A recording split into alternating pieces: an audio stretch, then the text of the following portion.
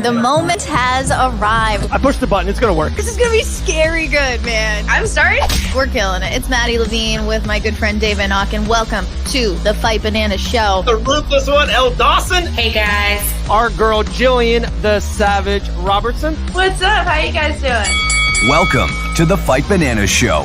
1 to 2 p.m. Eastern, only on Fight Bananas.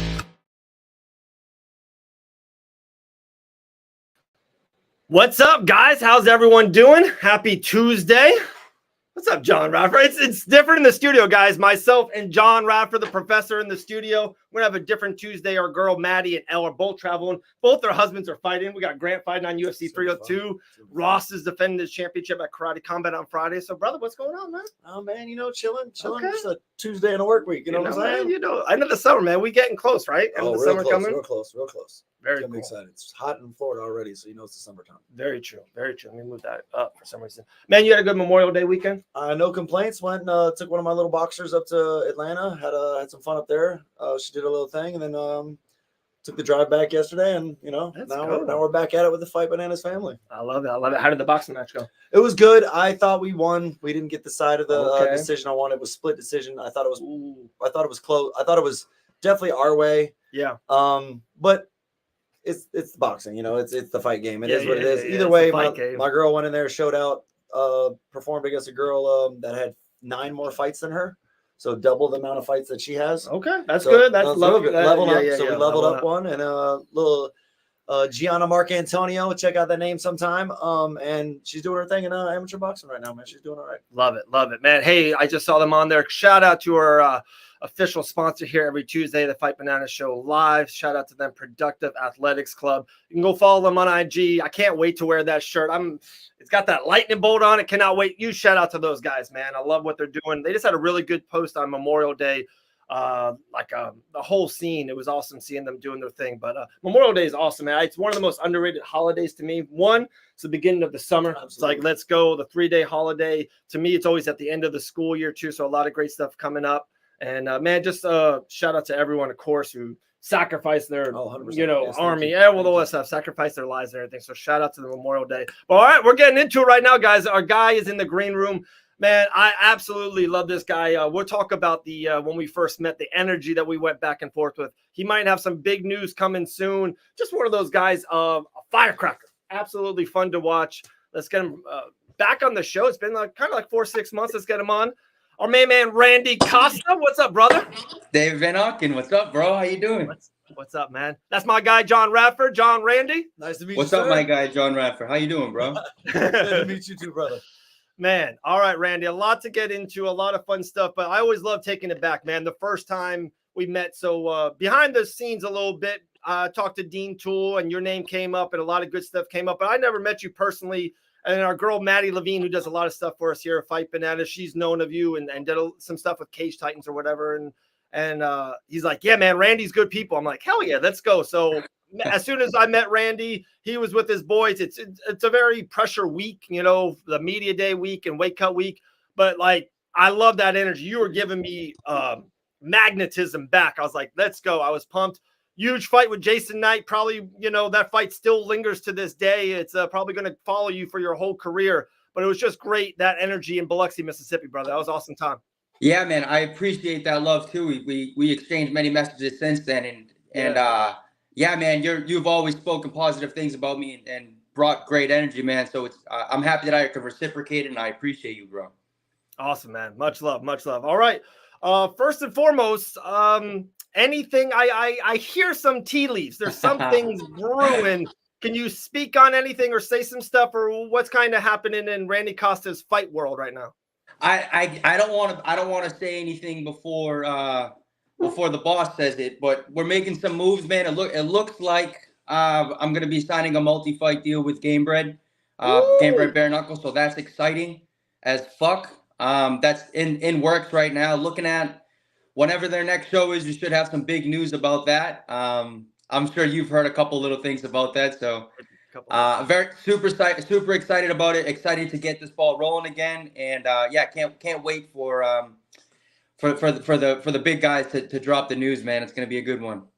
Awesome. I'll get this one, John. You got the next one. what excites you so much?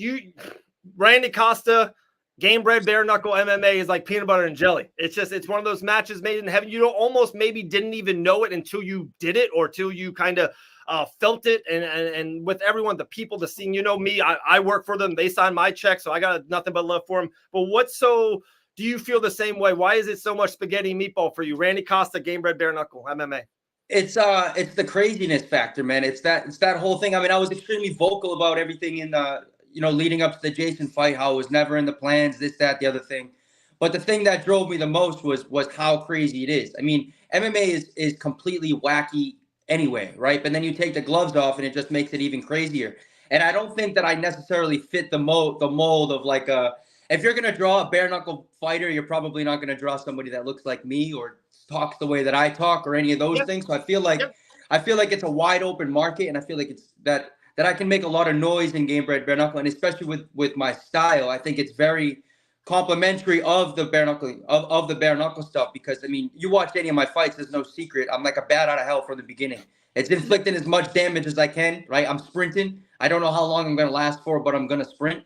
And I feel like that definitely favors the bare knuckle stuff. And I think my style and like me as a whole is super exciting with the bare knuckle stuff because of my versatility of strikes and inflicting damage and just the way that I kind of move in there. I think I feel like there's a wide open market that's untouched, and I don't think that Game Bred has a face that's like a prospect, like a younger guy. I feel like it's wide open, and I want to take that fucking spot. Great point. Yeah, no, I piggybacking off of what you said with your style and everything, like you're right. You come out like a bat out of hell. I think that's a great point for bare knuckle MMA, even bare knuckle boxing, like just coming out at a fast pace, coming ready to go and getting that pressure on your opponent right away, with strikes, with whatever it may be. What aspect besides the craziness and everything that you were saying that really drew you a little bit more to the bare knuckle? Your style fits for it, but like you said, you're not necessarily the picture drawn. You're not Mike Perry, who's the king of violence in bare knuckle. That's kind of like a match made in heaven, right? But apparently, I watched that fight with you and Jason Knight. It looks like you're kind of a match made in heaven too, my guy. So what draws you a little bit more to that now rather than wanting to go back into MMA? Because you had a great MMA career too. You fought in the UFC, Brandon Davis, and things like that. So you have opportunities. Obviously, you have skill sets to do either one. What's so, besides the wackiness and craziness, that happens in bare knuckle and MMA, what really pulls you more to it now? Honestly, it's exclusive to the wackiness and the craziness. Okay. That and how much of a wide open market it is, dude. Because like it's their 7th show or 8th show or something like that. Yes. And I feel like it's just now starting to pick up steam. And I feel like with my style, man, it's wide open. And I was extremely vocal leading into the Jason fight about the circumstances that were going on in my life. Never planned on fighting again. This, that, the other thing. I tried the Game Bred stuff with that. If I lost, that would have been the last. Like that, I would have been fine with never fighting again. And it was just like, all right, fuck it, we're gonna roll the dice. If this works, it works. If not, I'm gonna get fucked up. And like I had it coming. Like it is what it is. And now that I tasted it, dude, I feel like. I mean, why not, dude? Why not be the guy that's gonna be the crazy person? Why not be the guy that's gonna try something new and take a risk? Like why not, dude? Why not? It's this whole thing's a risk anyway, and I'm not gonna be here on this planet forever, dude, right? So if I go 5 years, 10 years down the line, and I'm like, dude, there was a wide open market that I didn't explore, and it was just because I wanted to fight with gloves on instead. Like it's just, to me, it's silly. I'd rather take the risk and I guess trailblaze a little bit, like try to figure it out on my own. If I'm gonna fail at this shit, dude, I'm gonna fail it on my way. Like I'm not gonna fail in somebody else's way. I love it, Randy. It's so crazy. It's like, and I know you will totally understand this. Another guy in the UFC, and even you're not, to me, definitely another guy. You're very fun. You're one of the fan favorites, and that's why your name came up when it did come up for a big match and everything with Jason Knight. But just being another good fighter in the UFC, man, that's a machine, right? They're printing money and they're keep moving. They got UFC 302. I'll ask you about that this weekend. But there's going to be a UFC 303 with Connor. Then there's a UFC 304. They're a machine. You and Game Bred Bare Knuckle, like in a weird way, you could be one of those Randy Couture. You could be like a Ronda Rousey type for Game Bred Bare Knuckle, like I said, in a trailblazing, pioneerish kind of way. And I love that for you. I know they love you. Back to your fight and what it's just you're a firecracker right away with the gloves on. Now you take the gloves off. I don't know who can withstand 80 seconds with you. I don't until we see that man in that weight class. I will be surprised. It's just a match made in heaven. And I do love how you could be a Mount Rushmore type of guy for Game Bred Bare Knuckle. And I know they have a lot of big things in the works, a big end of 2024. Like I said, if you're talking to them too, I wouldn't have to get into details, but they got a lot of big stuff going different countries, Saudi Arabia, all kinds of type of big shit going to happen for Game Bred Bare Knuckle. Definitely, bro. It's super cool. And like I said, man, I feel like it's a wide open market. I mean, dude, I'm not even 30 yet. Right. I feel like I have probably 4 or 5 more years. I'm just touching my prime. I probably have 4 or 5 more years. And if I can commit to something that's wacky, that's new, that I know that I can succeed in just based on my fighting style, like win or lose, like it's going to be nuts, like for sure going to be nuts, so if I can, I don't know, man, I feel like there's some major potential here in terms of business, in terms of professional, in terms of, there's a lot of things, dude. And like another thing, man, right, is that Brandon Davis, I love that dude. Super fucking cool, man. He's the man. All love for him, right? We fought in the UFC. That was my debut, right? UFC and I 236. 236, Atlanta, Georgia, bro. Atlanta, Georgia. Like, I feel like that's another thing, man. Like, if I can beat one of those demons, like get a little bit of redemption over somebody in this sport that I lost to already, that gave me my first loss. Like, I feel like there's a lot of different like avenues that this whole thing can go. And I believe, if I'm not mistaken, I think at one point Renan Barão had a deal with Game Bred. I think that there's a lot of, and I think it's going to keep getting bigger and bigger, especially if they're talking about multiple cards a year, especially multiple cards going into the end of the year. They're going to have new talent. There's going to be new exciting guys. I'm not the most exciting guy out there. There's going to be more exciting names, and I just, dude, like, there's just so much fucking potential in it. Yeah. Why not, dude? Let's go crazy. Why not? I was actually gonna ask you exactly that. You said about something redemption. I was gonna ask you, like, on two ones. Who in your former MMA career that you would love to fight again? Maybe to get some redemption back. But also, who on the roster right now are you looking at that might be a great matchup for you?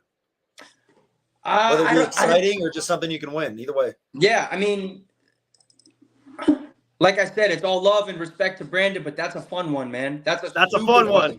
Dude, if you watched our first fight, bro, that was crazy. Right now, let's take the gloves off, make it crazier. Like, why not, dude? Randy, real quick, maybe don't you think that you and Brandon Davis would be a great main event? Maybe in the Panhandle, maybe in Biloxi somewhere, maybe even for a championship. That would be pretty for big. A belt, bro. Maybe for a belt. Maybe that might be pretty cool. Why not, dude? You can sign me up. Yeah. Same thing, man. He's a good guy. He really is. Brandon's great. I know he's a family guy. When I was in the ring with him, he just coached his son because that's where we were in Biloxi. You and Brandon would be absolute fireworks. It's a great headliner for sure, I think. And dude, he's super cool people, man. I mean, we've stayed in contact since the first time that we fought. After I beat Jason, I went up to him right away and I was like, respect, whatever. And then he sent me like a nice message a couple days later, just like giving love. Like, he's fucking cool people, man, like real cool people. And I know if they can put us together again, headlining a show and put some more stakes on it. I mean, I'm probably not going to shoot a double leg in the middle of the cage, and I highly doubt he is too. Right? Yeah. So fuck it. Why not, dude? I feel you. Doug's really pushing the Costa versus Brown. Maybe, hey, TJ Brown had a win underneath the banner. He's the next UFC guy. But guys, I'm telling you, go look up Brandon Michael Davis versus Randy Costa at UFC, and just imagine it with no gloves on. Like, that's worth the admission alone. And then, of course, they'll stack up the card. They'll fill out the rest of the card. But Costa versus Davis too would be pretty good. All right, a couple things I want to chat. We both got the ear to ear. We got the Grinch smile going on. I don't know. Maybe we know something. I don't know. Couple things I want to talk to you about, and then I know you got to run and everything of that.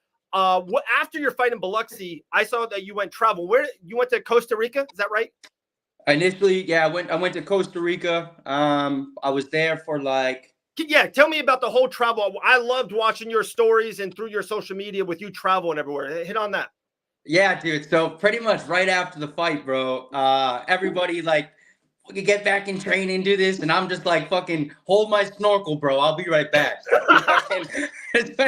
Just went, bro. But yeah, man, I was DMing with this woman that worked in shark conservation. She invited me to go out diving with her. I mean, I'm sure you guys. I do a little bit of scuba diving. So she invited me out there to stay with her for 10 days. Just do a bunch of diving.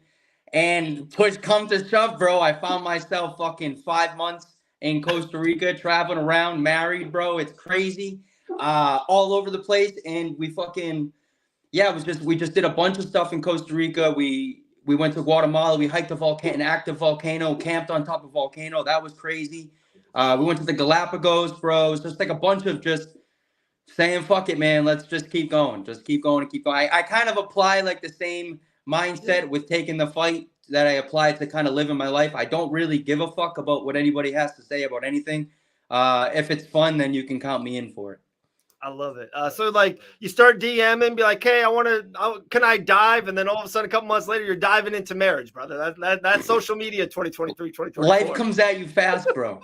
I love it. I love it. That is so good, man. Couple more things. This week in UFC 302, hit me about the main event. Can you please tell me a way that dude, I'm a huge Dustin guy. Love and respect for him. He was on the show a couple weeks ago, was great to us. Dude, Islam's just a pound for pound best fighter in the world. And every time I look and study it, I don't see a way that Dustin can get the job done. Talk to me. Tell me he can do it. Tell me he can find him, can clip him. Can Dustin win this fight? Dude, Dustin 100% can win this fight. Everyone's making Islam out to be this boogeyman. Bro, okay. Islam got planked by Adriano Martins or something like that. Planked, right? And Islam's really, really, really good, right? But he's not Khabib either, right? He's a human. He gets hit, he has two hands, and he bleeds, right? Watch his fight against Volkanovski, his first fight against Volkanovski. Every single time that Volkanovski did that little switch dance thing, he was stinging Islam with a left hand. Poirier's a lefty. I'm not saying that Poirier has the same movement or style as Volkanovski does, but there's his head's going to be there to hit. And now Dustin has fought Khabib two times, once, and all he's been doing is for this camp is wrestling defense. He's been working with Gamrot. He sees. I mean, he's ready for the wrestling exchanges. Now, I'm not saying Poirier is going to go out there and knock Islam out right away. I don't think that's going to happen. But I think it's going to be a lot more competitive than everybody's making it out to be. I think Islam's like minus 450 or something insane. Yeah. And I think that's going up too that way. It's like last time I looked at it, Randy, it was like 480, 475, 40. Man. The money's on Islam right now. And that's fair. That's fair that the money's on Islam, but that's too steep, dude. This is Poirier, who's been around forever, right? Fought everybody. Yep. He's there. It takes one shot. He's got that piston of a left hand, and he's got a massive right hook. Yeah. There's a lot of fate going on his side right now. The Prudential Center is on Lafayette Boulevard or something like that. Yeah. Right? There's all I don't know, man. I like Poirier in this fight. Now, I'm not a gambling man, and I'm not going to put my house on it, but I do like Poirier in this fight.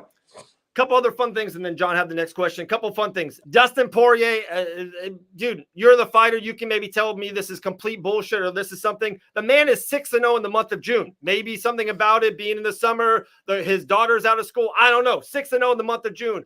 And then another crazy thing that has nothing to do with it, but it's life and numbers.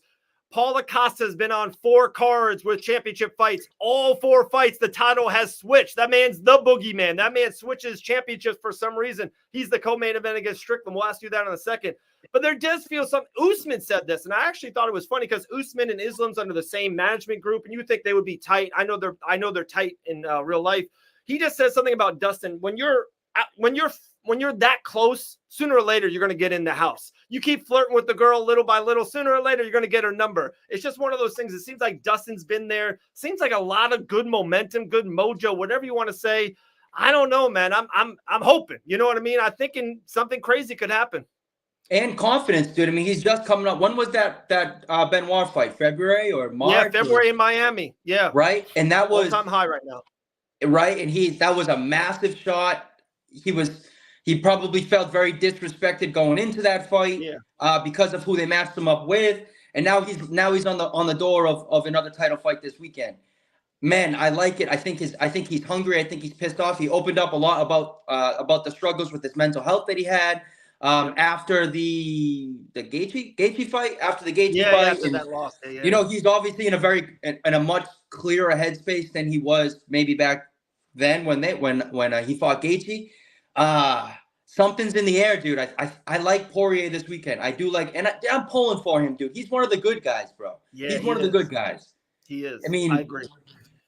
Going along with that, I think the only thing that scares me about this fight with Dustin is I love that like you said, he's probably working with Gamrot, the defensive wrestling, trying to be like essentially Chuck Liddell, keep it standing the whole time so we can bang with it. He always talks about jumping the gilly. As much as I'd love for him to get that statue in his yard of him pulling a guillotine on Islam Makhachev gold, that would be amazing. I think I would go down there just to see it, just because it's there. You know what I mean? But that's the part that scares me. If he keeps it on the feet, I think he can land that right hook, that left hand, and I think he can really do some damage with it. If he pulls that guillotine and it doesn't land the right way, I don't know if he gets stuck there, if he can make it out of the round fully. If he does, great. I'm a little iffy on that, but like he said, you miss every guillotine you don't pull, right? You miss every one you don't pull. But yeah, so I don't think that guillotine attempt is really going to be there this fight. I don't think that's going to be an opening, right? When Islam is not like a regular wrestler. As soon as he gets in on the hips, he's changing his hips outside and he's trying to get to your back. He's not necessarily trying to pick you up on a double leg and bring you to the middle of the cage, which is like where that guillotine would present itself. I don't think the opportunity to get the guillotine is going to be there. And I think Dustin's main priority is going to be holding on to that overhook to prevent Islam from taking the back rather than hunting that neck and giving up his back or giving up bottom position. That's what I think. No, I could be wrong. You're on it. Yeah. I like that. I probably watched more Islam and Dustin fights than ever. I watch everything, and I always do. But after sometimes we're so busy, right? After watching it one pay-per-view, I was traveling. I had a commentary gig last week, or I'm traveling to Game Bread Bare Knuckle, or there's another UFC. It's never stopping. I got a PFL event in the summer. I'm going to the Tyson Paul fight, all this stuff. My life's busy. I've never watched as much fights as these two guys in the last couple of days. I've watched 9 Islam fights, all the UFC fights. Dustin fights are always fun to watch. Like, dude, him and Eddie Alvarez, people forget about how fun Dustin Poirier was. The Michael Johnson fight, I know didn't go his way, but his firecracker, Gaethje, Alvarez. Dan Hooker, that fight. I watched that. It's insane. Like, dude, Dan Hooker actually put it on Dustin for a couple rounds. Like, people forget about how fight that was brutal, bro. Yeah. That was like one of the first real Apex fights. Yeah. And you could hear the sound of the fucking thuds. It's insane. It's insane to watch it back. One of my last things for you, man. Like I said, we got to let you run soon. We got Liz Carmouche coming on, and good times right now, Fight Bananas Land. But one thing I definitely want to hit on, especially has been changing in me lately and everything I saw with you and Jason Knight personally. How is your faith in fighting, and how do you deal with the aspects of it? Does it ebb and flow? It ebb and flows for a lot of other people. How are you dealing or going with your faith with fighting? My faith with fighting in what regard? What do you mean? Like, I see, like, you and Jason Knight was a different face-off than any other, Randy. Like, you guys prayed together, really showed out of that nature. So how is that for you fighting kind of with your faith? So my faith as like so Jason was kind of leading that. That was Jason's thing. I think Jason's a Christian man. He's a religious man. All the respect to him. I grew up a Christian man, but that's not something that I practice and not necessarily that I believe in. But what I do believe in is I believe in love, dude, and I believe in peace. And if that's the things that's helping him out, then of course I'm gonna participate and be there for that moment or whatever you want to call that. But I mean, my thing is, dude, and I'm vocal about it on all my social media, is just being present and just being fucking here, right? Yeah. I mean, everyone goes through their shit, dude, and I spoke about it in the past. I spoke about it before the last fight. Like last year, bro, like fucking sucked. Everything sucked, but like just kind of holding on to that faith that everything is gonna be everything's good, and like nothing sucks right here in this second where my feet are. So everything else just kind of like a figment of your imagination. Like the future and the past are like not really real. Like it's just a bunch of nows. Like it's just a bunch of nows. So I guess with my faith, it's really like non-existent in terms of like a typical religious faith. But that whole thing with Jason, man, that was a cool thing. I'm glad I got to be there for Jason because I know that that's his thing. That's something that he respected, and that's something I respect about him. So that was definitely a really cool moment. I'm glad that I got to share that with him, both at the weigh-ins and before we fought. And while the rules meeting, he did a prayer as well, and that's not my cup of tea, dude. But that was like I respect him, so that's something that I guess I'm honored to participate in with him. I'm going to triple down on that one word you said. It was a moment, like whatever positive, whatever you, like I said, it was at the weigh-ins, and especially before the fight. It's unusual. You guys are absolutely going to war. It's chaotic. It's game bred bare knuckle MMA. There's nothing like it. That first 5 minutes of first round. Guys, just that Biloxi card alone, we had to pause the card because they ran out of ambulances. Like, that's a true statement. Like, in Biloxi, Mississippi, which is not like a goody two-shoes town, they ran out of ambulances because people were getting sent every fight. Bro, I'm in the back warming up, bro, and I'm freaking out, right? Because I've never done a bare knuckle shit. In the fucking first fight, this dude's all bloodied up, whatever, and the dude comes back, bro, and he's got his pinky knuckle at his wrist. I'm like, dude, fuck this, bro. This is so stupid, dude. What am I doing here? I'm telling you, I would bet my kids' life savings that you versus Adrian Yanez, if you guys fought game bred bare knuckle today, I think it would go into your favor. And again, it wouldn't last because your flurry against him was so great, but with the gloves on and stuff, he withheld and then got it. I think you put that man out now, like in 2025 in game bred bare knuckle. You put that man out in a minute and 10 seconds. It's crazy. Well, who knows, man? And that's the beautiful thing about fighting is that you never know until you know. I love it. So I guess we'll see. But the first rematch, I think, will be fucking sick if this can somehow get put together. And it's all love. Talking about Brandon Michael Davis in Biloxi, Mississippi for a championship? Is that what you're talking about? Brandon Davis. Hey, Brandon's the fucking man. Yeah, he's good. Good guy. It would be a sick, crazy fight. Headline in Biloxi for a belt or something crazy like that, dude. If I could share that with him, that'd be something. That'd be something sick. And come on, that place is gonna be sold out. I mean, let's not even sold out. Brandon in Biloxi, bro. Brandon could sell air conditioner to a fucking Eskimo, bro. I think he sold like 70 fucking tables at the last event, dude. He's like the mayor of that place, bro. I love it. And then we got you, hey, your face, your smile. They'll put you on every show and the world will get it out there. I'm telling you guys, hey, look out late summer, maybe early fall, Biloxi, Mississippi. Maybe, get your travel plans in order. How about Randy Costa headlining versus Brandon Michael Davis first shot? Randy, you're the man, brother. Let's talk very soon. I appreciate you coming on. I gave you last minute notice. Some stuff fell out on this side, but we appreciate you, Randy. Let's talk anytime you want, all right? Yeah, all good. I appreciate the love, guys, and I'll talk to you guys soon. All right, brother. Be good, Randy. Peace. Randy Costa, everyone. Dude, he is a stud. He is a stud. Look at all these comments. Let's go. Make it happen. David, what are you writing for? Just maybe some stuff might be happening. Who knows? Who knows? Let's go. Future Gamebred right there. What's up, Miss Carly? There we go. Hey, all right. So another fabulous face here in Fight Banana. It does so much for us. Write for us, talk for us, post-fight shows, live shows, everything in between. We got our main man, Keelan. What's up, Keelan? Dave, I love the alliteration. You've obviously been reading the dictionary. Great to be back, man. How are you? Doing good, brother. Doing good, man. Hey, how's Barcelona treating you right now?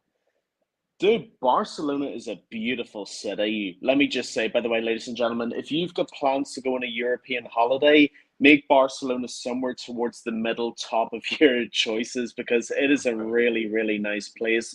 I haven't been burned yet. I'm actually getting a little bit of color. You know me, Dave. There's white, and then there's white, and then there's Irish, and I am at the bottom of that list. So yeah, it's good. Thanks, Dave. Yeah, still alive, still surviving, and yeah, we keep it rolling here live on Fight Bananas. Absolutely, brother. Absolutely, man. Well, we'll be live. Liz Carmouche will be coming on here in a minute. Dude, it was funny, man. I looked up, I always know Liz Carmouche was like a pioneer, been around forever. But then you look up her wins, some of phenomenal wins. I didn't know how great she was in Bellator. She was 7-0 in Bellator. She's the queen of Bellator. So I'm gonna say that to her. She's right now fighting in the PFL and that championship in the flyweights.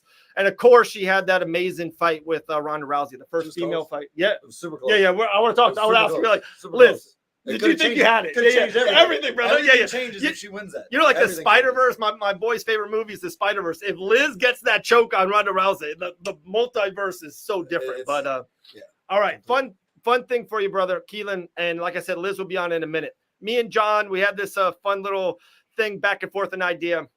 I want your take on it. Imagine if in October, or let's just say, December, the last card of the year, they go to Vegas, the UFC, right? And just say they give you the main event. Let's just say it's Alex Pieta versus defending the championship versus Ankalaev, right? That's the main event. Lightweight championship on the line. They give you the main event. So you know that. You kind of know what you're going to a little bit. The co-main event, the featured fight, the first 2 fights on the pay-per-view, 4 main prelims, 3 pre-prelims. All of them are mystery fights. We don't know as the fan. Of course, the fighters know, because that is so, I hear that idea. It's outrageous. The fighter needs to know who they're going to fight. Yeah. So, but imagine if the rest of the fight card was a mystery card. You like that idea? I love that idea. It's a bit like the Royal Rumble. You don't know who's coming up next. That would be sick. I wouldn't hate that at all. I mean, obviously they would have to be in the same weight class and stuff like that. I do get that. Weight classes, all that. Yeah, and fights that make sense too. Like they would be really good fights. Here, let's pick this back up. We just got Liz come in the green room. Keelan, think about that. Good idea. We'll have great questions for Liz, but let's get her right into it. Dude, she's a world champ. You don't want to waste any of her time. Let's introduce Liz Carmouche to the show. Liz, how are you? I'm great. Thank you. How are you? Good. Doing good. How's everything? Did you guys have a good little Memorial Day weekend? Everything going good in your life? Yeah, I honestly didn't really realize it was a holiday. I'm really horrible about that, especially in a fight camp. Yeah, June 13th, and I was like, I was like, I keep going to all the gyms and they're closed today. I guess I'm just going to do my own workouts. Like, whatever, no big deal. And I even confirmed with coaches and they're like, yeah, Monday. I'm like, why aren't you here then? I don't understand what's going on. I'm like, oh, Memorial Day. That makes sense. I love it. Well, Liz, first and foremost, I myself, at least personally, is a huge, massive fan of you. Appreciate me with 2 daughters of my own, everything you've done in trailblazing and female MMA and everything of that nature. So thank you. Huge fan of you. I kind of want to start there. Then we'll kind of prolong in the Bellator days and now in the PFL days, going for $1 million, everything of that nature. Fighting Ronda Rousey, right, February on the 13th, UFC 157. I want to know, how close was that damn choke? How close was that rear naked on Ronda Rousey, Liz? I mean, I think I was a white belt. I think I was a blue belt at that time, right? And so I felt like it was in, but you know how often you train with the blue belt and they're like, yeah, you think you got that? And they're like, whatever, this whimsical idea of yours, it's nothing, right? But I trained with Justin Flores now and he confirmed that the choke was all the way in. It was good. I damaged her jaw. That just shows the grit and how much she wanted it, because he was willing to like, hey, I'll try and adjust, open my mouth. I went over her teeth. Like, I'm guessing I have to break her teeth, do whatever. And she gritted through it and was able to endure. I've since modified it and made sure that anybody gets there, you're going to suffer and you're going to tap. Yeah. You're not getting out of this. One more, then we'll give it to John, then we'll throw it to you, Keelan. You made your debut in 2010. It's crazy to say, 2010 professional debut. 2024, still fighting in the summer. Big fight, like I said, June 13th, Mohegan Sun, $1 million PFL. Would you ever imagine in 2010 that you would still, 1, be fighting in 2024, and 2, maybe the top of your game? You're at the peak. Got great wins. It seems like everything is falling into place for you, at least professionally. Yeah, if you had told me when I started in 2010, not at all. I mean, I started and I was like, wow, this is awesome. I'm just going to enjoy the journey and see where it takes me. Maybe I make an amateur debut. Maybe I make a professional debut and get to continue from there. But at that time, women's MMA wasn't a lifestyle. It wasn't something you could do full time. Every MMA fighter worked particularly in California, worked multiple jobs and was a hobbyist doing MMA. So there was no possibility for a future with it. So if you had told me fast forward, and this is what I'll do full time as a legit professional fighter, I tell you, you're out of your mind. Crazy. Guess I'm done. I want to say thank you for doing it though, because you're one of the reasons why it's gotten so big over the years. Like you're a living legend in the women's MMA community, not just MMA community, but also the MMA community. I'm sorry, but I coach a few female fighters. I just want to know if there's anything you want to tell them as they're coming up through the amateurs. I have a couple MMA and boxing. Just any words of advice for them. Yeah, I think that most women get into it and they're hoping that, they see women on TV and they're going to go into a gym and there would be like a large group of women. They go in there, and oftentimes they're the only female in a practice, in a class, in a training session, and they just constantly are looking for the camaraderie of training with other females. And so, man, I just say that to stick through it, that oftentimes being the only female in a group where it's men isn't a downfall. It's certainly difficult, right? But there are certain things you go through. And I'm like, man, I can't explain to the guys that that's why I suck today, right? And they don't understand. When I was just on fire a week ago. Or you're just having hardships and you're more emotional than the men, or they're stronger than you and you're getting ragdolled around. You're like, man, if this is a girl, there's no way this should be happening to me, right? It only happens because of the guy. But just the reassurance that it's all worth it, and that the one times, like I got to do the FemFasion at the beginning of this year or the end of last year. And I have never been in one building with so many women training together, and all of us had the same stories of, I'm the only female training at my gym. I'm the only one in my jiu-jitsu class, my MMA class, but to come together and just have one opportunity to share your stories and unite made all those difficult days worth it, just for that one weekend. And so the same thing, as long as they continue and this is a dream and they love, you just have to follow the path of loving the sport and training the sport, and kind of drop the idea of ever having camaraderie with women, because it's probably not going to happen. Love it. Keelan, you got something for Liz? Liz, first of all, lovely to talk to you. Thank you for joining us on Fight Bananas. It's so cool to have you on the show. Thank you. Liz, I actually have a question for you. You probably won't remember this, but this is a funny little story for the Fight Bananas crew here. We've actually met before. Do you remember where? No, where? We met 2 years ago, Bellator 279 in Hawaii. You're gonna have to give me more than that. I get hit in the head for a living. This memory is awesome. I didn't know this. Keelan keeping his secrets. Yeah, the reason I mention it is, and the reason I remember it is, I remember being at that event. Obviously, I stick out to a lot of people for a lot of different reasons. And you were sat cage side at that fight, and I can tell the people here, you are one of the coolest champions I have ever met in person. So thank you for taking all those stupid pictures with me. I really, really appreciate it. Even still, I really appreciate it. But Liz, my question for you is on maybe a slightly more sort of topical, humorous sort of point. You fought for basically all the major companies, and you fought basically everywhere in the world. Where is your favorite location that you've ever fought? So I would say probably my favorite location would have been Prague, because it was my first, what I would really consider international opportunity fighting outside of that. Like my first time fighting was in Mexico, right? And that's where I made my debut for fighting, as my first few fights were in Mexico.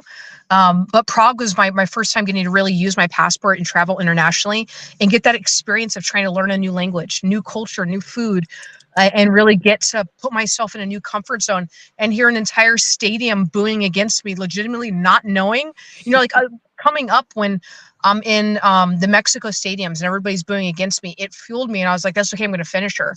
But I was like, man, something could happen poorly. And legitimately, it's not like I can just cross back over to the United States. Like, I'm an 18-hour flight. If something bad happens, like, this is some bad territory. I don't know what happens. But also that kind of made it exciting, right? It made it thrilling to have that little bit of anxiety and that chaos. And then getting to have like my bucket list item where I've always wanted to see Prague and see the grandfather clock and the beautiful architecture. And I think that was probably my first time doing it. And then my favorite, because it's the only one where I really got to travel out and see new things. And do you have any countries that you'd still like to fight in that you haven't had the chance to yet? Everywhere. I just want to fight everywhere. Like, I thought getting into fighting, like once I went to Prague, I'd let them know, like, hey guys, I will make the effort to learn every language of a place that I go to. And I may butcher it, but I'll at least try. And I'll learn the customs and be respectful. Like, I grew up in another country, so I understand being a representative of the country that you're coming from and trying to do the best you can for that. So you can put me there and I'm not be the drunk mess that's going to go out in town and cause chaos and be on the news on the front page and like kicked out of the country. Like, I'll never be that person. Please send me. And I thought like, oh, this is it. This is what I'm going to do. And then I only got 2 fights overseas and we went to COVID. I'm like, oh man, So I thought they're like, oh, cool, this is going to be a new thing. So I would love that opportunity. Like, really, I just think that there's so much to experience in the world and so much different than the cultures we get accustomed to that I want to see it all. I love that. Come to Ireland. We'd love to have you. Oh, yeah, I would love to be in Ireland. That's very true. A lot of kind of sometimes good or even bad kind of media has been happening with that PFL Bellator merger. There's been some fighters saying, hey, they haven't been good with communication. You had such a great run in Bellator. It's so funny. When I was looking you up in the last couple of days, I'm like, wow, dude, Liz had an incredible run. One of the best runs in Bellator, period. But now with finding the PFL, finding the championship, and I do got a flyweight question for you here in a second. How has your example and your communication and everything that's happening with you in the PFL within the last 4 or 5 months for you?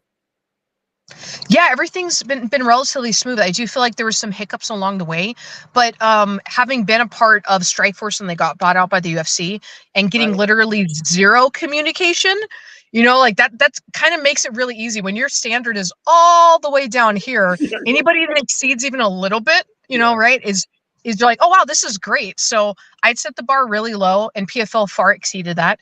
And then when I actually got to meet the staff and see like the presentations that they were doing with everything for the fight, the production team, seeing the media that they were trying to build out, how they're trying to help everybody on social media, that was way more that was going on. So for me, it's been a great transition and something I've been excited for and really grateful that it happened.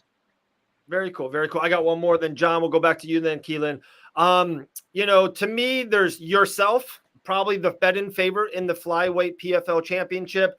Talia Santos came from the UFC, a really great run, a really close fight against Valentina Shevchenko.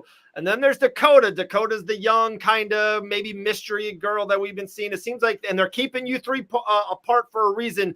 Do you feel the same thing? Do you think it's going to be a combination out of you three towards the end? Of course, we're never looking over June 13th. We know one fight at a time, but it does seem like the PFL knows yourself, Santos, and Dakota. They got something really good brewing in the summer months in the fall for their championship. Yeah, that was definitely the two people that were really on my radar as sticking out. Dakota, because I feel like she's been so overlooked for everything that she accomplished, and that she's the UK champion. She's experienced the season, knows the format, succeeded, and was able to go on and had all those wins. So I think a lot of people are kind of downplaying the success of what she was able to achieve by doing that. But that to me is a standout, and she's adapted and grown with each of her fights and is only looking to do more than that. So that to me is somebody to watch out for. Like when you have somebody that's repetitive and doing the same thing over and over, everybody can cue in on what their style is. You can't do that with Dakota. It's an evolving person. So that's really exciting. And then of course with Santos, what she was able to achieve in the UFC, those are two people to watch out for that I think are definitely the two other troubling prospects in the season for me. Nice.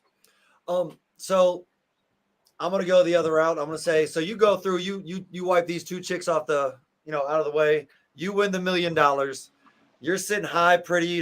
Now you're former Bellator. Now you're the PFL champion. You won the mill. You've had a long, beautiful career. Do we take the mill and we walk away? Or are we going for a back-to-back and we're gonna try to pull a Sean O'Connell and a Kayla Harrison on it? I think as long as I feel healthy at the end of the season, right? This will be the first time in years that I've had this close proximity of fights back to back. I started off my professional career with 8 or 9 fights in the first year, and I thought that was the tempo. And then since then, it's been 1 to 2 fights a year. So we'll see how my body holds up. I feel like if it holds up well at the end of this season, I'm going to ask him to run it back and add a 135 and make a run for the 135 title. Hell yeah. All right. I like that. Key? Liz, I'm going to be completely honest. I was going to ask you something pretty similar, but John kind of already took us down that road. So I'm going to have to be like you, and I'm going to have to think on my feet here. No, my question is, you've been... Get off the center line, Keelan. Get off the center line, all right? No, Dave kind of said it very well at the beginning. You've been a real pioneer of women's MMA. You've been around since the beginning. You've seen it from its origins, and you've probably seen it now towards the best it's ever been. My question for you is, in, say, the next 5-10 years, where do you see women's MMA evolving to? Where do you think the glass ceiling is? Do you think there is a glass ceiling? And really for you, how far do you think? Because I think when we look at people like Dakota Ditcheva and we look at Tyler Santos, and we look at, you know, the women in the UFC and the women in Bellator, I don't see any limits to how far this can go. But as someone who not only has been there but is doing it, what do you think of women's MMA at the moment, and how far do you think we can take this thing? I think there's going to be a cap on possibility just for societal norms and safety reasons, right? Like we could, one, abolish that 12-6 elbow. It's the exact same as a curve on it as a 12-6. If anything, have more momentum, right? So outside of like changing the rules to maybe include soccer kicks, adaptations, we will certainly reach like a level of, there's going to be a cap of possibility. We start adding more weight classes, having additional, because like for the females, you look at PFL alone, there's not many opportunities for women. You look at the UFC, right? The smaller weight classes have to go to one championship. They have to go to Risen. They have to go to Japan and get outside the United States. So that is limiting the possibility within the United States and the other organizations. So we're going to see more increases there by adding weight classes. We can see more adaptations when we change the rules. And you can look as we start to have people like Kayla Harrison and everyone else has been competing and training since they were 4 years old, 3 years old, right? By the time that they decided to become martial artists, they're black belts in it, at minimum one martial art, if not multiple, right? You see with the Rules-Tola brothers, black belts in jiu-jitsu, but they also wrestled and they also did judo, right? So when they're deciding like, hey, we're thinking about doing MMA, they're being a little bit quiet about it, but they're training boxing and they're training Muay Thai and kickboxing. They're just waiting to like really officially say it until they feel like they're at a professional level. So by the time that they go out there, everybody's like, oh, they're going to be slouches. Like, no, they're already at the black belt level. They just weren't telling you guys, right? So I think more and more we're going to run into people that are doing this since they're children. So by the time they get into it, we're talking about this complete martial artist. It's a black belt in 4 different styles, right? So that's going to be exciting. But eventually, like, you can only do so much where we can only have so many weight classes. We can only have so many belts, so many styles, where of course there's going to be a limit. But I do think that we're not there yet. And that's going to be quite a few more years before we can reach the limits of what everybody's possible. Awesome. Great answer, Liz. Hey, Liz, we appreciate you. Appreciate your time. June 13th, back under the PFL umbrella. Big fight because of how the points go and the structure and who you might fight in the first or the second round, stuff of that nature. June 13th, Mohegan Sun. Liz, we wish you nothing but the best, and we really appreciate your time today. Thank you. Thank you so much. Awesome. Have a good day, Liz. Thank you. Thank you. There you go. Liz Carmouche, PFL flyweight. Absolute living legend. All right. So, man, so pumped. We got John here in the studio. He's going to be rapping with us. We got Keelan over there. And then we're going to add one more. It's like a watch along, but here on our Tuesday show, so much to talk about. We're going to go back to that fun idea. Guys, I'm telling you, that's a 20-minute debate topic. But let's bring in our good buddy, Coach Mike, coming in. What's up, fellas? How are we? Oh, look at that. Sounded like Fergie and Jesus right there. Look at that audio. Look at this. The Fight Banana Show premiere. I got Randy Costa, Liz Carmouche, Keelan, Jonathan. Like, this is like your first fight on a Connor card. Like, this is amazing. I love it. Hey, Jillian's trying to get on that main card. We got Connor and Chandler at 303. Jillian versus Michelle Watterson's trying to get on that main pay-per-view card. Let's see if they do that. She deserves it. Let's all go. right, guys. The fun first topic I want to talk about, I gave it to you, Keelan, right before Liz came on. She came on right on time. I should have known that. She's a legend. But I know, Mike, I kind of gave it to you off air. John's got a really good point on this. But how do you like this mystery card, guys? If we had a mystery card, December every year, Las Vegas, they give you the main event because people need to travel and that nature. But what do you feel like if there was a full mystery card? The fighters knew who they were fighting, but the fans did not. Keelan, take me down. Give me pros, give me cons. What do you love about that idea? And then we'll go to you, Mike. Yeah, well, I think I'm pessimistic, so I'm going to start with the negatives of it. Sure. Yeah. I think the one negative is that, you know, there's fighters who live internationally who train in different time zones, so they'd have to have as much advance notice as possible of where the event's going to be, so they can condition, so they can prepare and things like that. And obviously, traveling can be uncertain, accommodation can be uncertain. You have all those kind of things.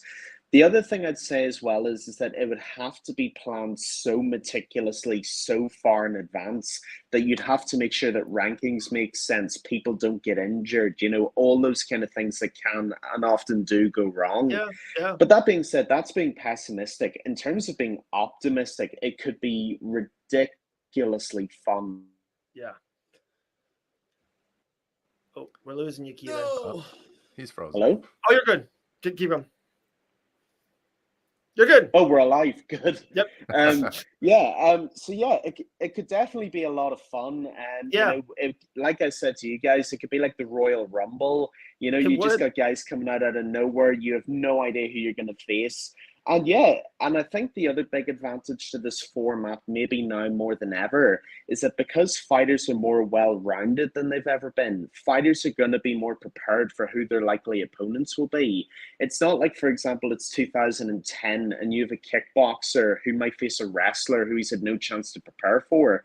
Because fighters train wrestling, train kickboxing, train jiu-jitsu in every single camp, they're likely much better prepared for anybody that they could face.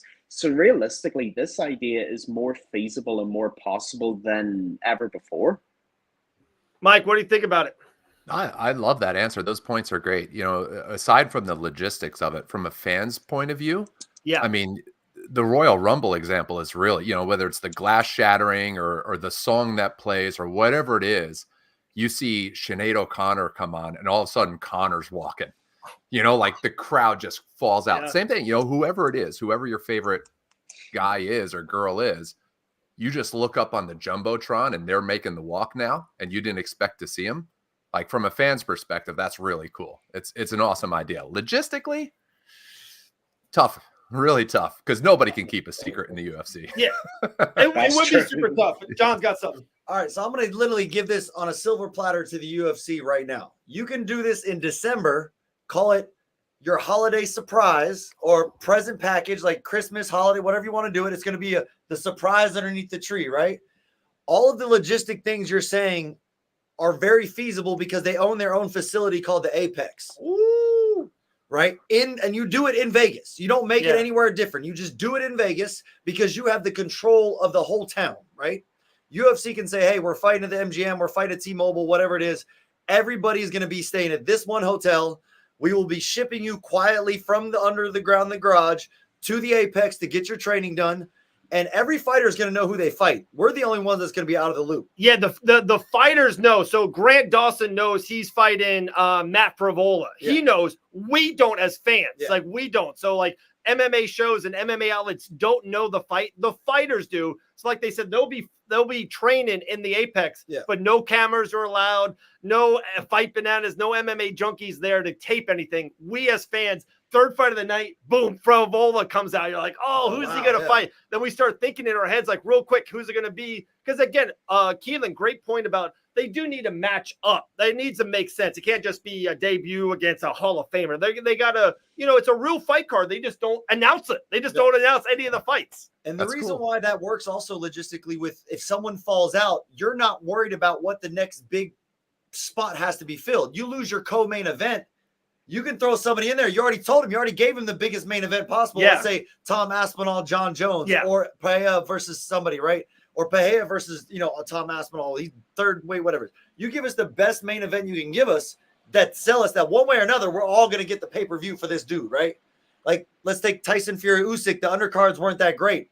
They were decent fights, but they weren't anybody knew. But you watched this fight for Usyk and Fury, right? So you give me John Jones versus somebody who's hype.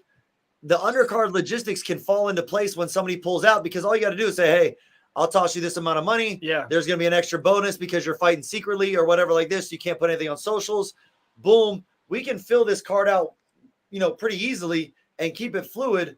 And then boom, when all of a sudden it comes out, the glass shatters. Yeah. You know, Stone Cold and The Rock are having their first MMA match, and we're calling it what it is, right? And I think for the fans, for pay-per-view buy rates, I think it would be one of the most bought cards ever because us as fans, one, we love new, we love mystery, we love the unknown. Like sometimes we talk about the fight that's coming up, like what fight's going to happen after Makhachev and Dustin more than the fight itself. That's just how we are as people. We're talking about the Bears rookie season more than what's happening now. We just love always talking about what could happen.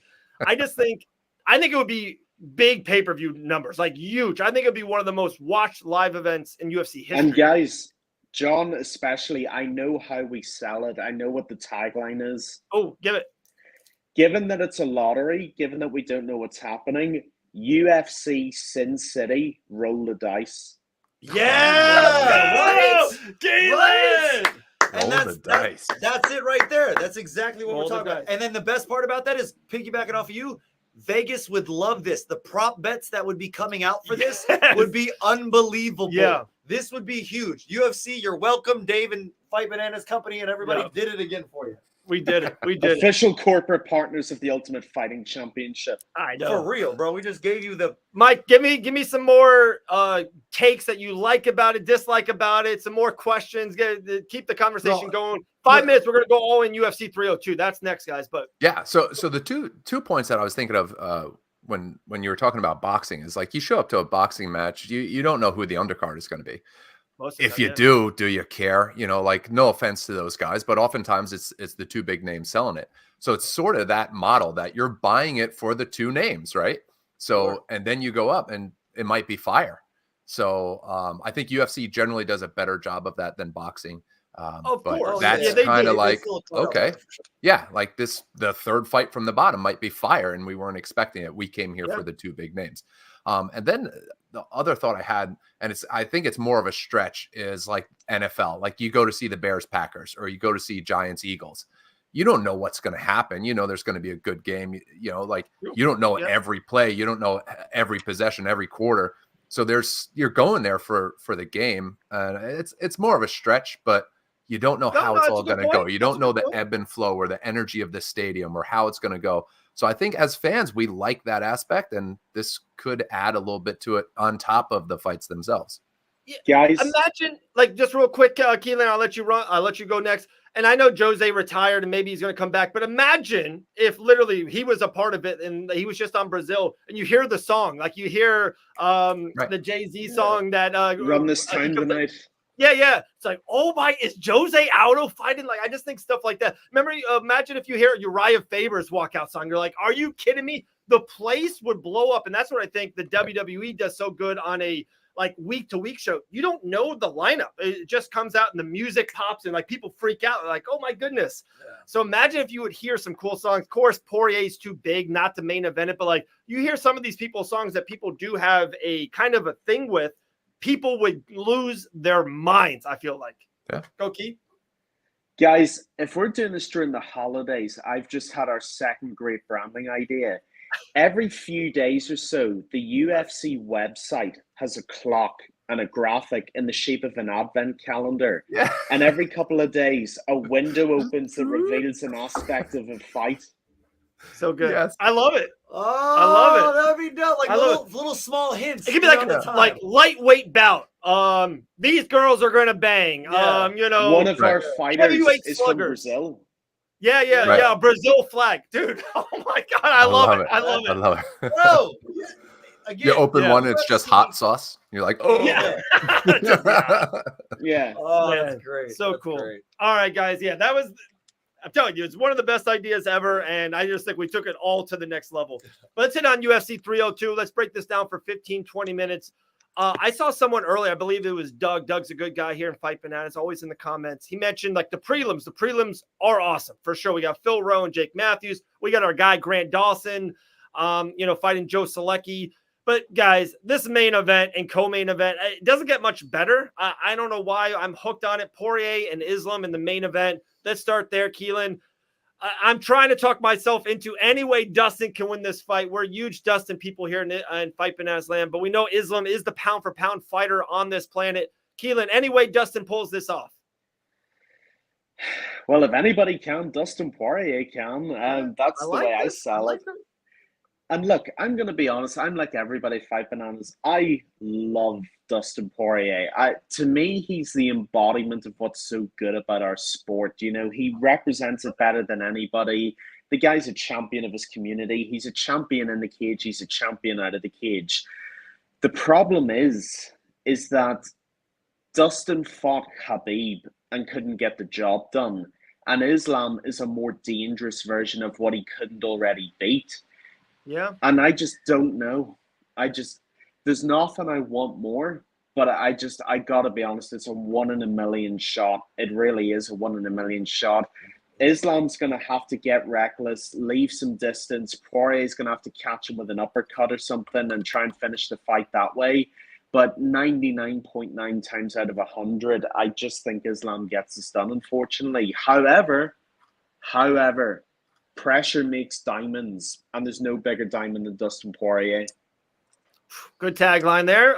Michael Garapi, main event, Dustin versus Islam. What's going to happen? What you thinking?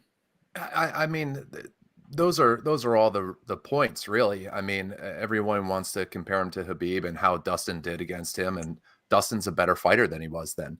You know, he's more mature. He's in a better place personally. He has all the money, and he's still getting back in the gym and grinding. You know, I don't think it's impossible. I don't think it's 99 out of 100. I think it's a tall task. But again, I mean, Dustin's a dog. He got caught by Justin. Guys get caught, you know, and then he bounces back and shows how good he is. And, you know, I mean, he's Dustin Poirier. Like, Islam is great. It's going to be a great fight. I think it's going to be one for the record books. I think we're going to be talking about it for a long time. I don't know who wins though, but I mean, plus 490. That's looking pretty saucy, man. That's looking pretty saucy. I'd put some money on that just for the disrespect factor.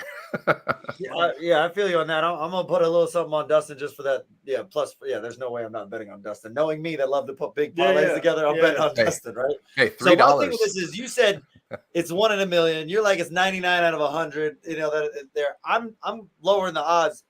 Dustin definitely beats him 1 out of 10 times, period, and flat out. Like, he definitely beats him 1 out of 10 times. It's a much closer fight than we think, because this dude is not Khabib. This guy is not Khabib. He's Khabib's protege, but he's not Khabib. Khabib, like, I'm going to take a little kind of quote from our boy Chris Mixon. He said, mystic. You have, like, Khabib kind of had that Anderson Silva mystique to him. You thought Khabib kind of knew what was going to happen to you. You're like, damn, I'm already beat. Yeah. Like, if he touches me and grabs me, I'm beat. Yeah, yeah. Like, you just had it. You just kind of knew, you felt it, right? And Dustin's felt that already, right? And he's felt that already. He's felt the mystique. And then he got to watch a guy littler than him put up one of the greatest, like, come-up fights for himself ever against Makhachev, as in Alexander Volkanovski put on a 5-round masterpiece fight in there. And to me, it was darn close, right? Razor close in that fight. Yeah, Islam won, but it was razor close. But he put on a masterpiece fight against a guy who we thought was the next thing, the next dude to stop everybody, finish him, everything like that, right? Yeah, he got knocked out in the second fight.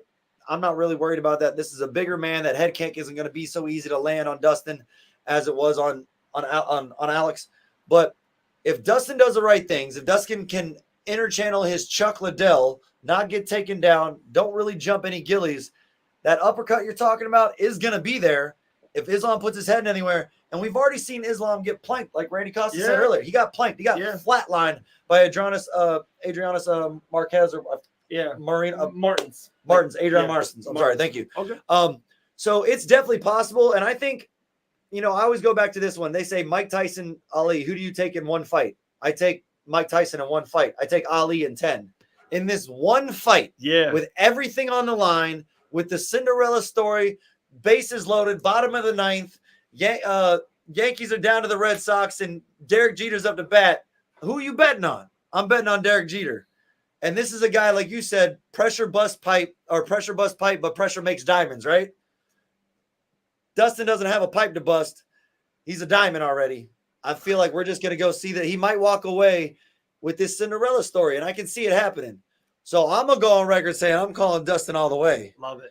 And I'm going to go say it's going to be by TKO. Ooh, love it. Guys, we're doing all these sports analogies, and I think I have a good one about Islam and Khabib, and I think John actually nailed it. I think Islam, in a weird way, is more talented than Khabib. He's got more tools in the toolbox. My analogy is he's LeBron James. He's probably maybe more talented and has more skills than Michael Jordan. But like one-on-one or in a game, you're taking Jordan. Jordan's going to get the win. Jordan's going to get the job done. That's how Khabib was. In a weird way, Khabib didn't have all these metrics of all this talent. He wasn't a great striker. He didn't head kick anyone. But what he did, and he was 29-0, and that's all we saw. He was unbeatable. Like, what he did good at was unimaginable. walked through Conor McGregor, washed Justin Gaethje, walked through Dustin Poirier, one of the great ones in UFC lightweight history.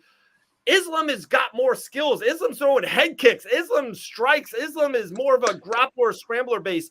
But in a weird way, one-on-one, Habib to me is Jordan, and Islam is kind of LeBron. I don't know. I think Islam will give Dustin the shot.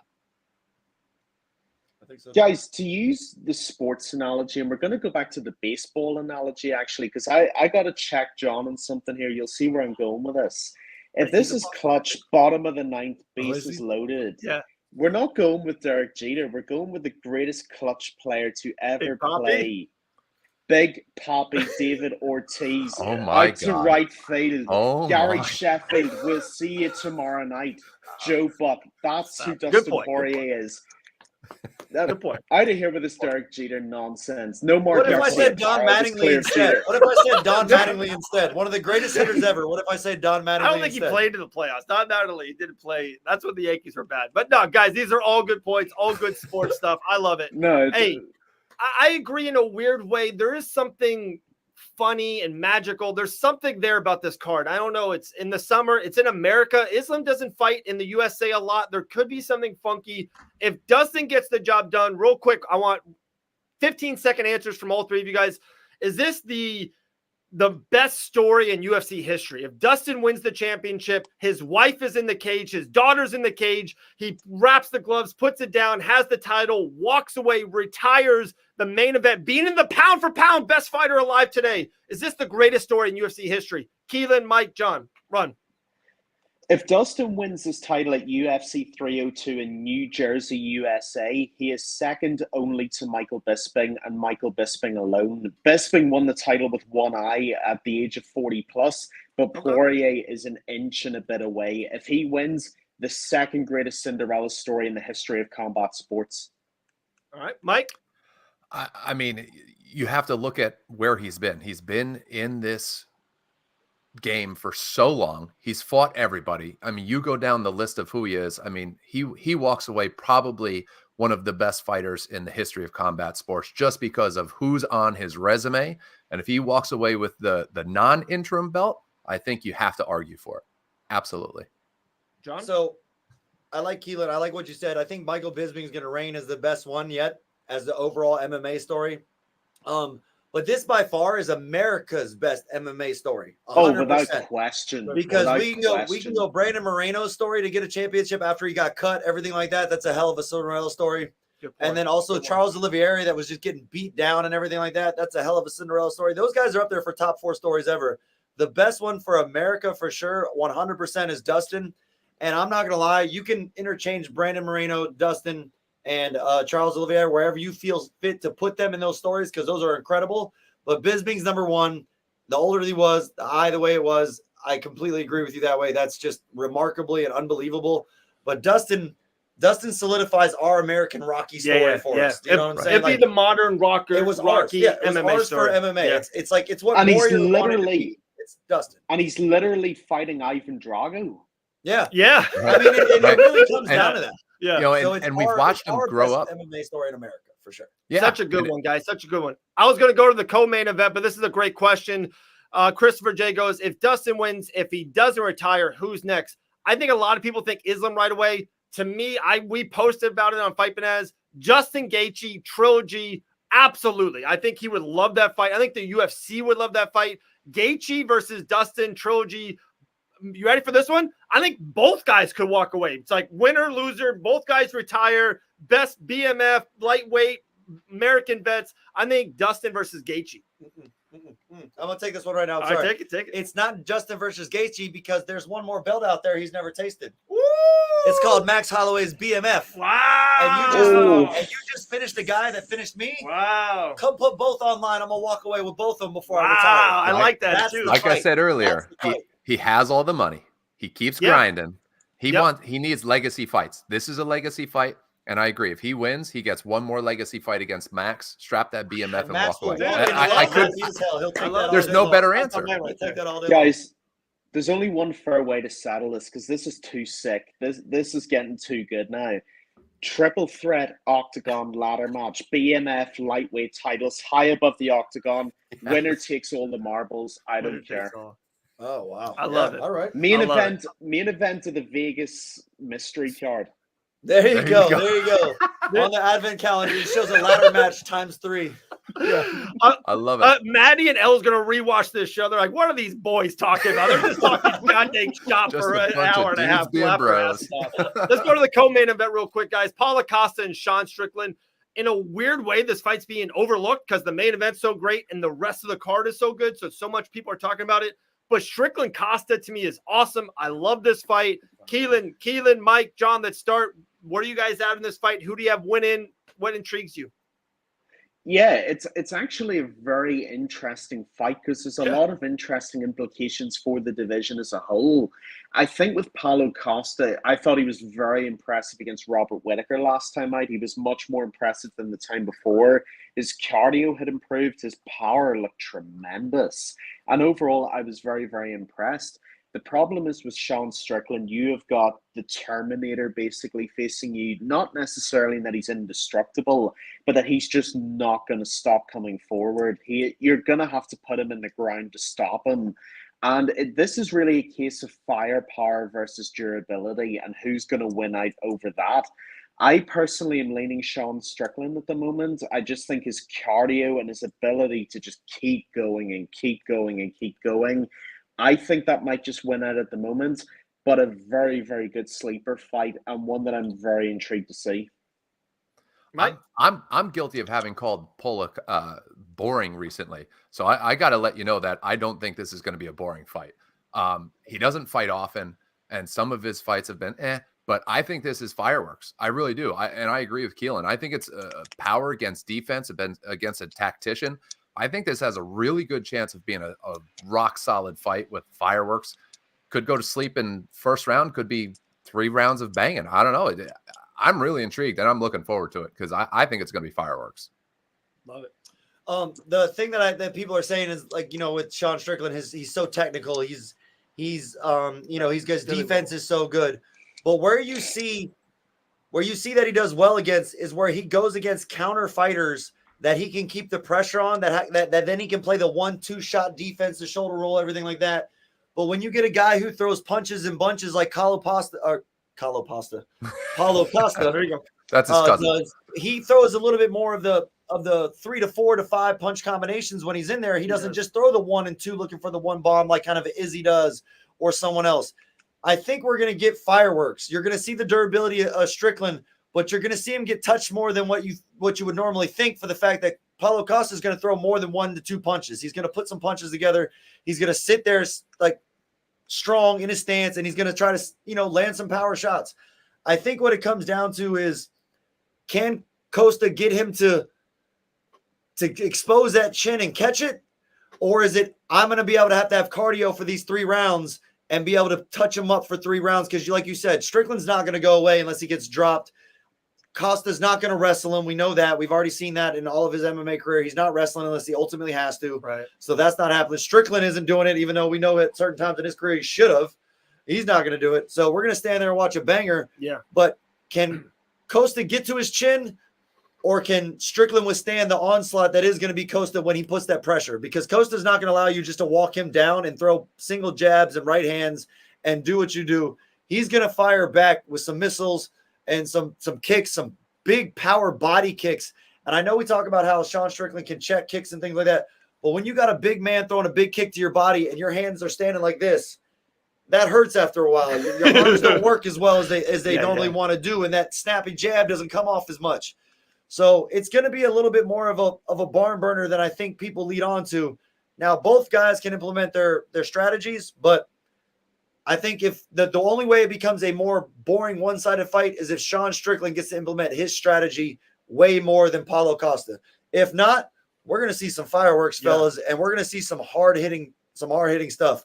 And I don't know. Last question is, Michael, what boring fight was Paulo Costa in? And that's why I said I was guilty of calling him boring. I think I was thinking of his lack of frequency. is why he's that's boring. it. Yeah, we talked about that.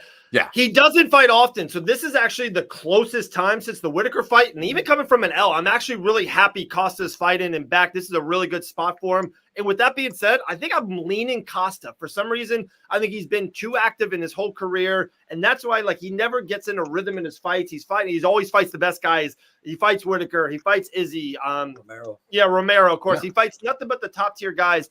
I like Paulo Costa in this fight. I don't know why. I know Sean Strickland's the betting favorite. I think Costa with that power. I know he's not Alex Pieta, but I think we saw that. That's how you beat Sean Strickland. Power, punches, and bunches, and that's what Costa does. I don't know if he's going to put him out, but I think the power will show the damage more than kind of Strickland picking him apart a little bit. I got Costa in this fight. Guys, a couple more minutes and I got to run. We got a little meeting here, Fight Bananas. I know we usually go for more than 2 hours, but real quick, a couple things before we say about Grant Dawson. One is tonight, 9 p.m. Eastern time, Boxing Bananas. My main man, John Radford, Ray Roberts, hour, 45 minutes, all boxing. That's tonight at 9. Tomorrow, Betting Bananas, all betting preview, wins, losses, over, unders. We're going to have our guy, Rafael Esparza, back on from Bet USA. He's coming on Wednesday night. I think me and Elle are doing something Friday in New Jersey. She'll be out there doing that stuff.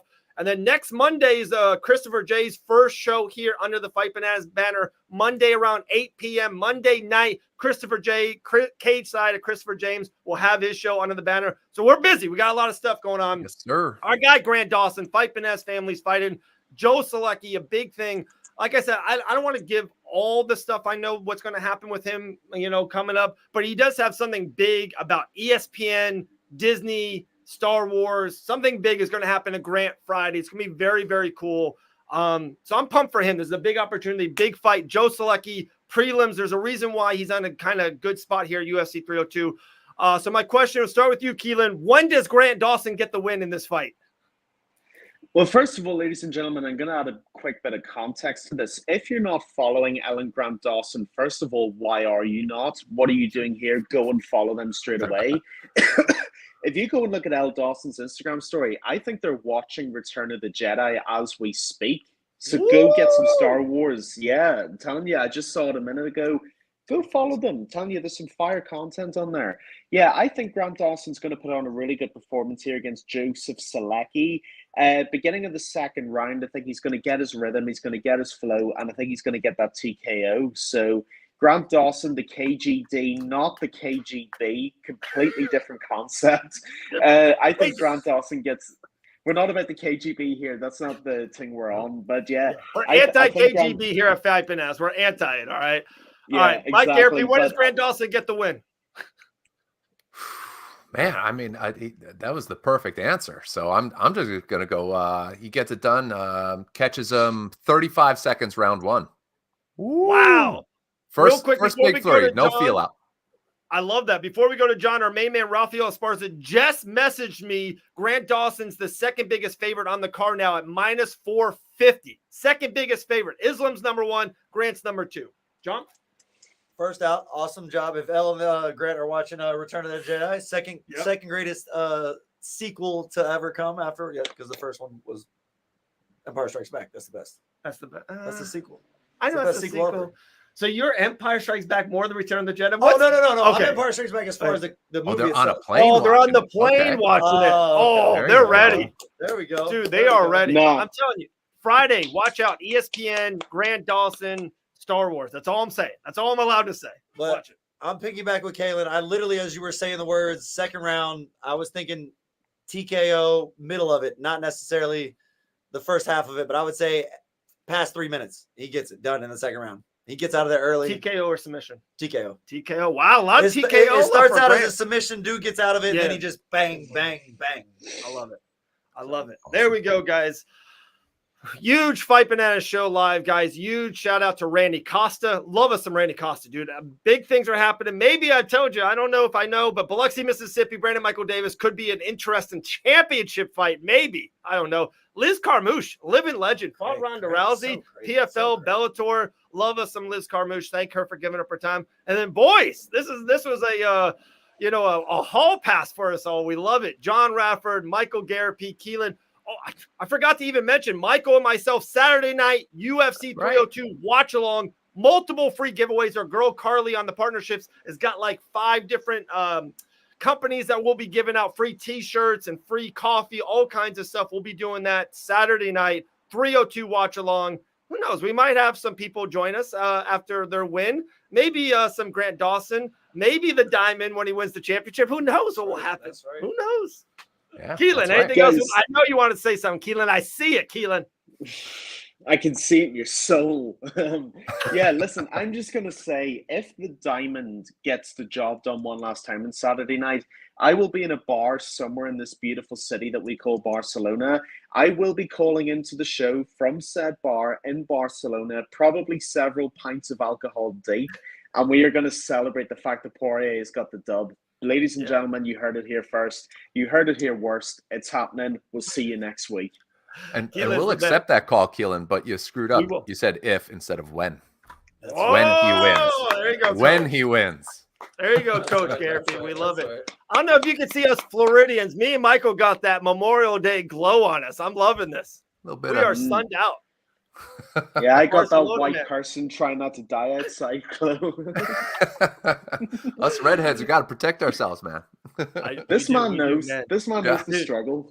This was a good one. This was a good boys Fight Banana show live on Tuesday. We appreciate it. Hey, shout out again to Productive Athletics Club. They're sponsoring the show.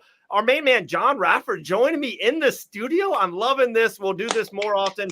Guys, we appreciate it. We'll see everyone next Tuesday. But, guys, tonight, Ben and Bananas. Wednesday night, Tuesday night, Box and Bananas. Wednesday, Ben and Bananas. Then me and Michael will be live Saturday for the watch along. A ton of stuff. Watch one, watch it all. We'll see everyone next week. Peace. Love you guys. See you.